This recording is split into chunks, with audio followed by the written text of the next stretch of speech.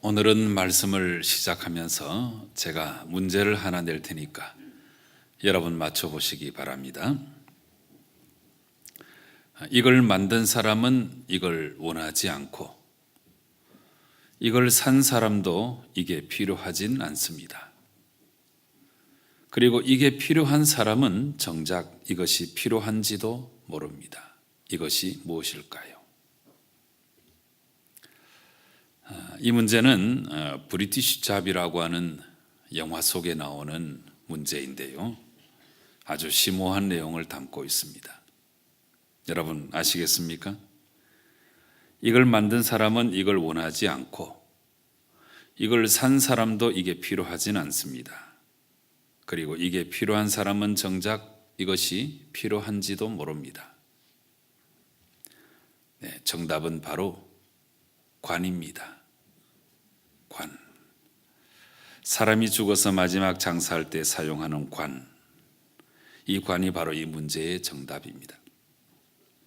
그래서 관을 만든 사람은 이것을 원하지 않습니다.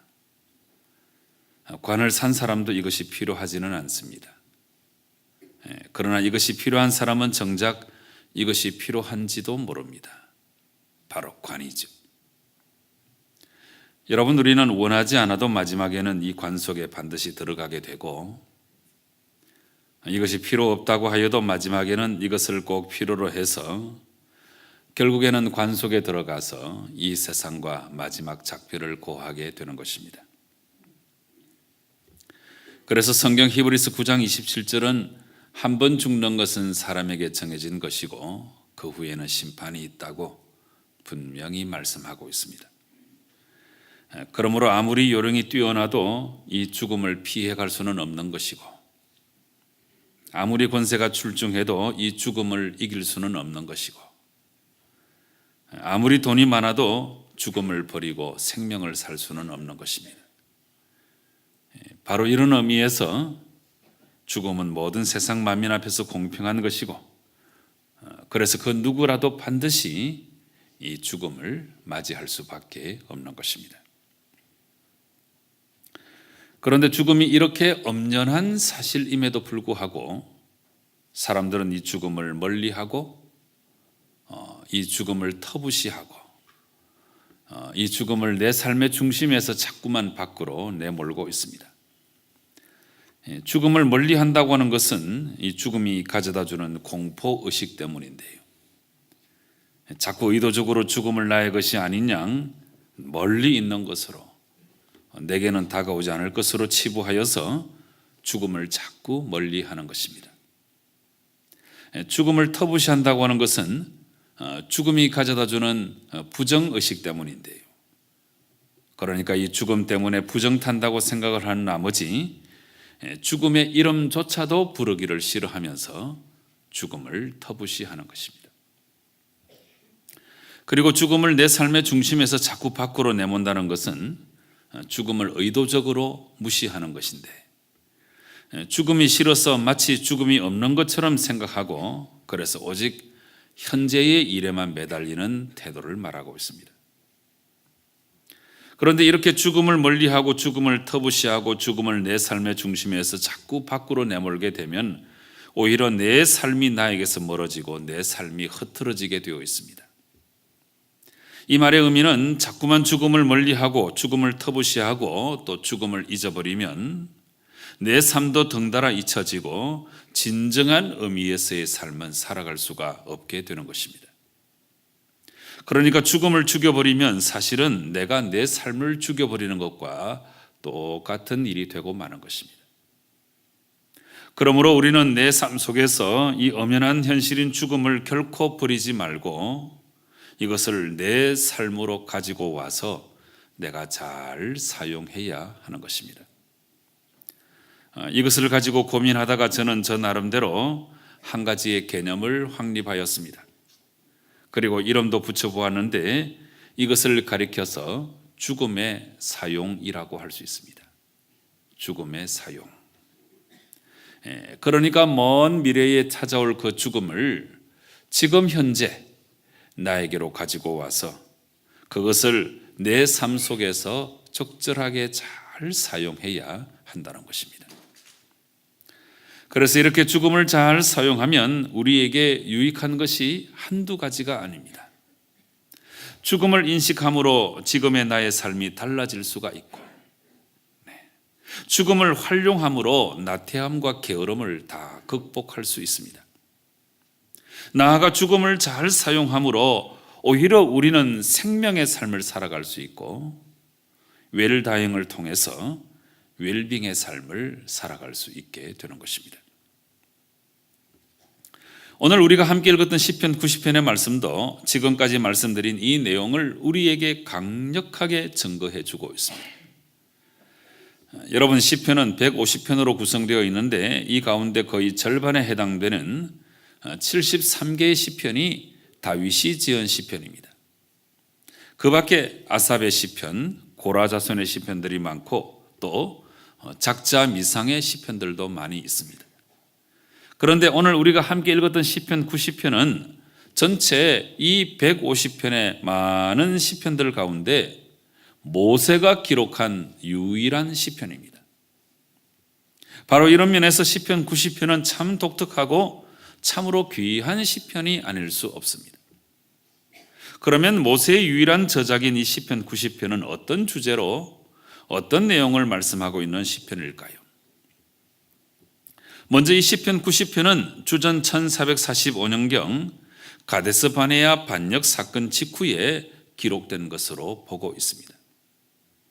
가데스 바네아 반역 사건은 이스라엘의 최남단 이 가데스 바네아에서 12명의 정탐꾼이 파송됐는데, 그런데 이들이 돌아와서 여호수아와 갈렙을 제외한 10명의 정탐꾼들은 우리는 메뚜기와 같다고 아주 부정적인 보고를 하고, 이스라엘 백성들은 그들의 말을 따라서 차라리 애굽으로 돌아가자고 경거망동하면서 모세를 부정하고 하나님을 불신하면서 일으켰던 반역 사건을 말하고 있습니다. 이 반역 사건 끝에 하나님은 진노하시면서 나를 믿지 못하는 이 불신의 백성들을 내가 전염병으로 다 쓸어버리겠다 말씀하셨습니다. 모세가 하나님께 간절한 마음으로 중보 기도를 올려드렸죠. 그래서 전염병은 내리지 아니하셨지만 하나님은 아주 중요한 이 말씀을 하셨습니다. 나를 믿지 못하고 나를 거역한 너희는 가나안 땅에 들어가지 못한다. 너희는 그 땅을 정탐한 날수인 40일의 하루를 1년으로 쳐서 그 40년간 너희의 죄악을 담당하며 이 광야에서 다 소멸되어 죽을 것이다.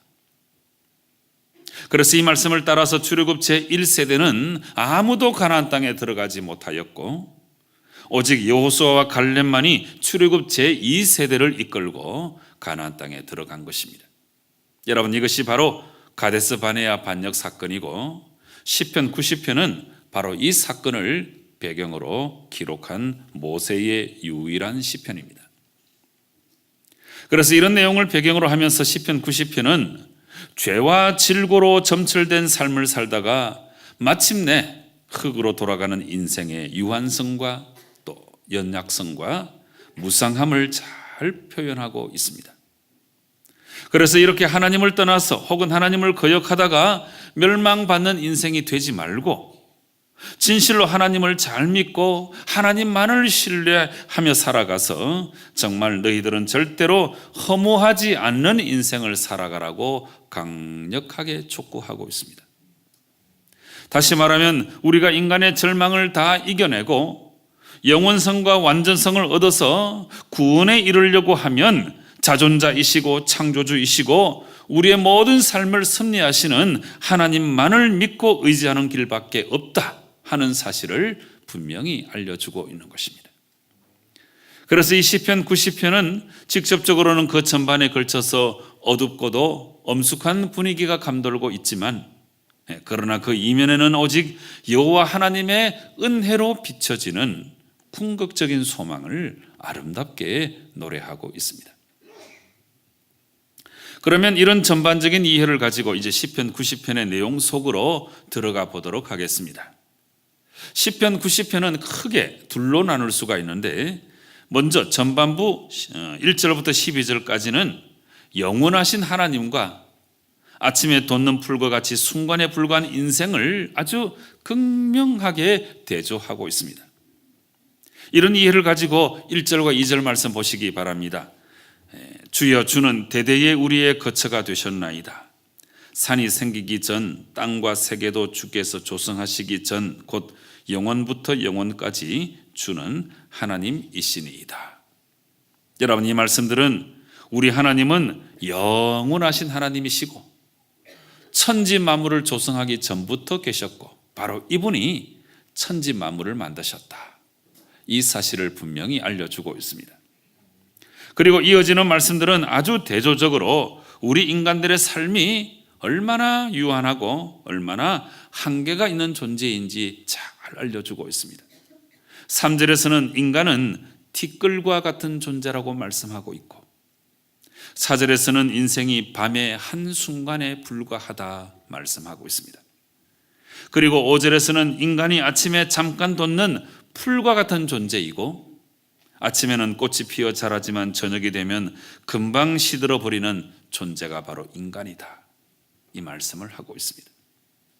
이렇게 인간은 그 자체가 참 한계가 있고 허무하고 무상한 존재인데 그런데 이런 인간이 또 심각한 죄까지 지어서 하나님의 진노의 대상이 되고 말았음을 탄식하고 있습니다.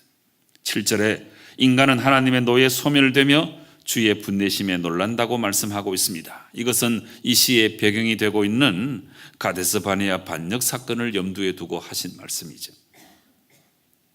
그리고 8절 말씀에서는 우리의 모든 죄악은 하나님 앞에 놓여 있고 우리의 은밀한 죄까지도 주의 얼굴빛 가운데 다 드러나게 되었다 말씀하십니다. 그래서 9절에서는 이런 죄악의 결과로 말미암아 우리의 날이 주의 분노 중에 지나가고 우리의 평생이 순식간에 다하게 되었다는 것입니다. 여러분, 인간은 그 자체로서도 이미 너무나 허무하고 허망한 존재인데 그런데 이렇게 하나님 앞에 범죄함으로 말미암아 더욱더 허망한 존재가 되었음을 안타깝게 표현하고 있는 것입니다. 그런데 이렇게 위대하신 하나님과 허망무상한 인간의 존재를 아주 극적으로 대조한 다음에 이제 모세는 우리에게 너무나 중요한 교훈을 전해주고 있습니다. 여러분, 이 구절들은 너무나 중요하고 오늘 시편 90편의 주제 구절이니까 우리가 다 함께 한번 읽어보시겠습니다. 10절부터 12절까지의 말씀 우리 함께 읽겠습니다. 시작. 우리의 연수가 70이요 강건하면 80이라도 그 연수의 자랑은 수고와 슬픔뿐이요 신속히 가니 우리가 날아가나이다. 주의 노에 누가 주의 진노의 두려움을 알리까? 우리에게 우리 날 계수함을 가르치사 지혜로운 마음을 얻게 하소서. 아멘. 여러분, 이 구절들은 정말 우리 인생이 무엇인지를 정확하게 알려주고 있습니다. 그래서 정말 우리 인생을 인생답게 살아가고 우리 인생이 결코 허무하지 않는 인생이 되려고 하면 이 구절들의 의미를 우리가 정말 체득해야 합니다. 여러분, 이 구절에서 가장 먼저 10절은 우리의 연수가 70이고 강건하면 80이라고 말씀하고 있습니다. 그런데 이 짧은 연수도 그저 수고와 슬픔뿐이라고 알려주고 있습니다. 여러분도 인생을 살아오면서 많은 수고를 하셨죠? 그리고 많은 슬픔을 당하셨을 것입니다. 정말 수고와 슬픔으로 점철된 것이 바로 우리 인생입니다. 그런데 이런 인생이라도 좀 천천히 흘러갔으면 좋겠는데 이런 인생이 신속히 가고 오늘 말씀에서는 날아간다고 표현하고 있습니다. 여러분, 날아가는 우리 인생을 영상을 통해서 한번 확인해 보려고 해요. 이 영상은 칸 국제광고제 금상 작품인데 제가 이미 10년 전에 여러분에게 보여드린 영상인데 오늘 이 성경 구절과 너무나 맞아떨어져서 제가 보여드리지 아니할 수가 없습니다. 여러분, 이 영상 한번 보시기 바랍니다.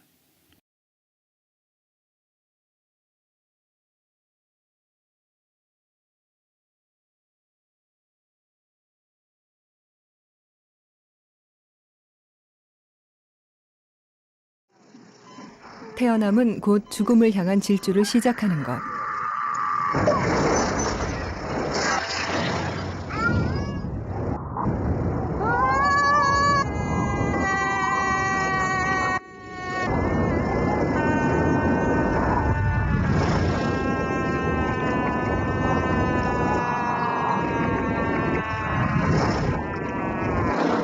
인간은 쏜살처럼 살다가 예외 없이 죽습니다.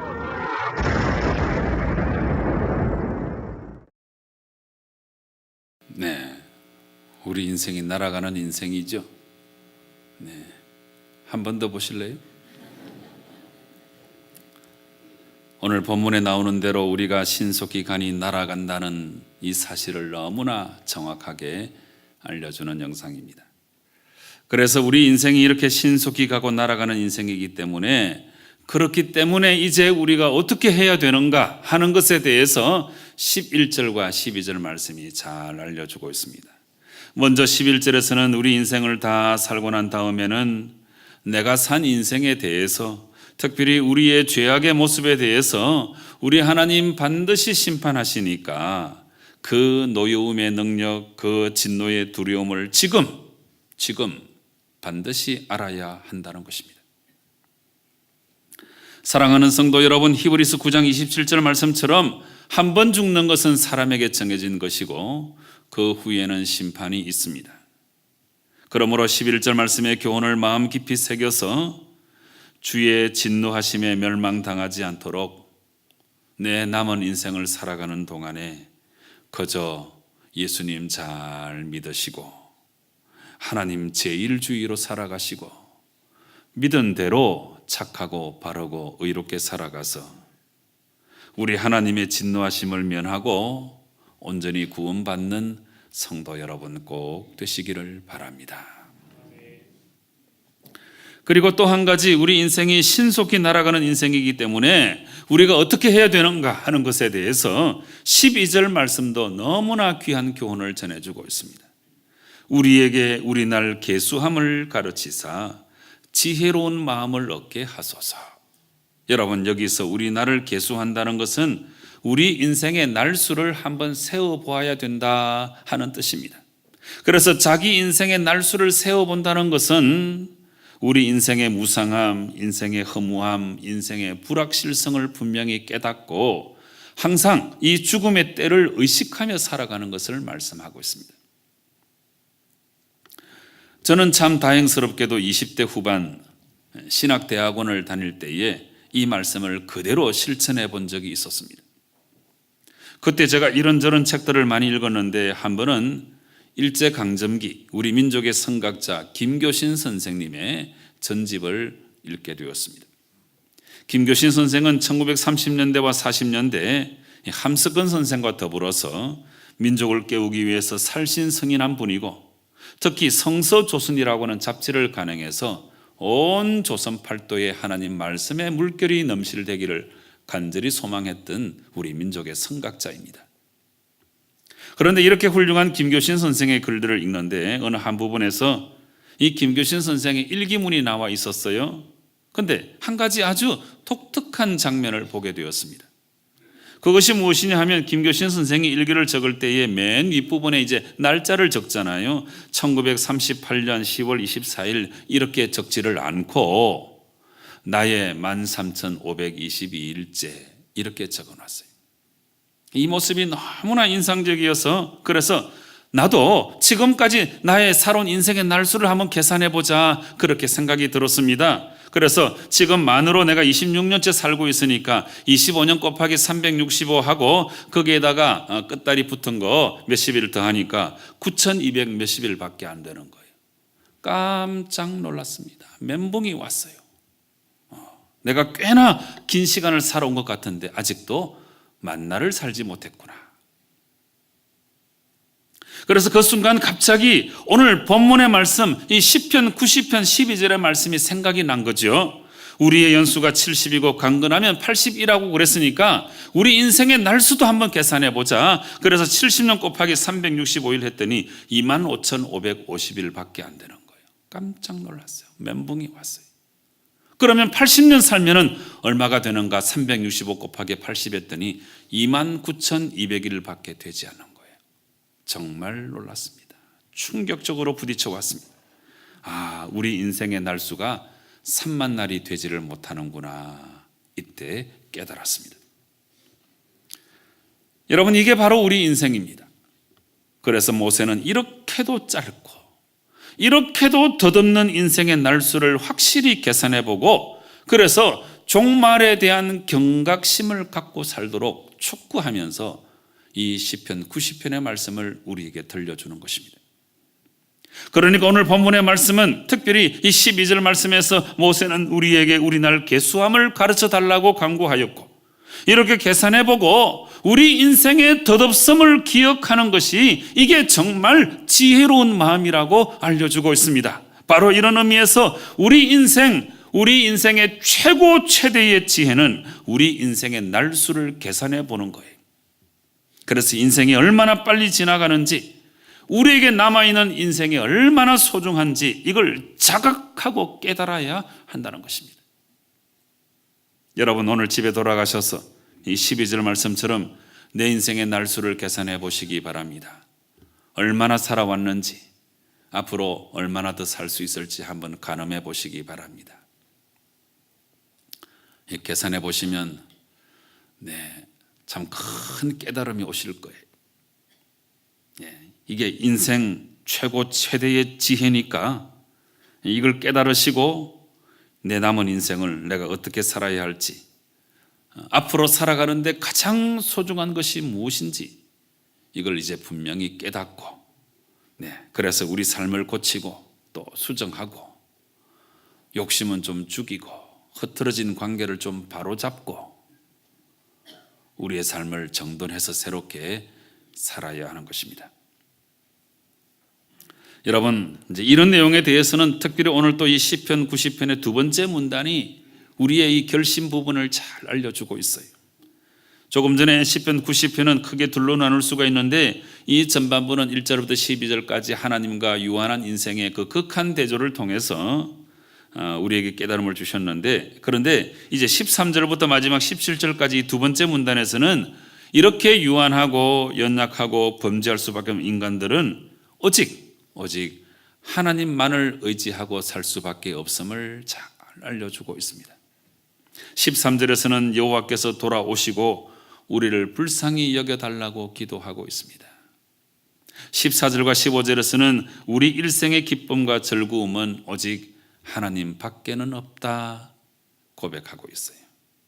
16절에서는 하나님의 영광을 보여달라고 기도하고 있고, 17절에서는 우리 손의 행사, 우리가 땀 흘리고 수고하고 노력하는 모든 것이 다 결국은 하나님의 은총에 달려 있다, 이 사실을 말씀하고 있습니다. 여러분, 이 두 번째 문단의 내용을 요약하면 이 앞에 첫 번째 문단에서 우리 인생의 유한함을 알고 인생 최대의 지혜인 우리 날 계수를 해보았다면, 그러면 이제는 오직 하나님의 사람답게 하나님의 은총을 의지하며 살아야 된다, 이것을 알려주고 있는 것입니다. 여러분, 바로 이것입니다. 아까 제가 이 죽음의 사용이라고 하는 용어를 사용했는데, 이게 바로 죽음의 첫 번째 사용이에요. 그러니까 우리 남은 날을 잘 계수해보고 우리가 언젠가는 마지막 죽음을 맞이할 수밖에 없다는 사실을 분명히 기억하고, 그 죽음을 지금 현재로 가지고 와서 나중에 이 죽음 앞에 부끄럼 없는 삶을 지금부터 우리가 살아가야 되겠다, 이게 죽음의 첫 번째 사용이에요. 사랑하는 성도 여러분, 이 죽음의 첫 번째 사용을 잘 감당해서 나중에 호련히 죽음이 다가올 때 결코 후회하지 않도록 지금부터 예수님 잘 믿으시기 바랍니다. 다 지나가는 것 의지해서 살아가지 마시고 하나님 제일주의로 살아가시기 바랍니다. 이 시대가 자꾸 우리의 믿음을 흐트러 놓아요.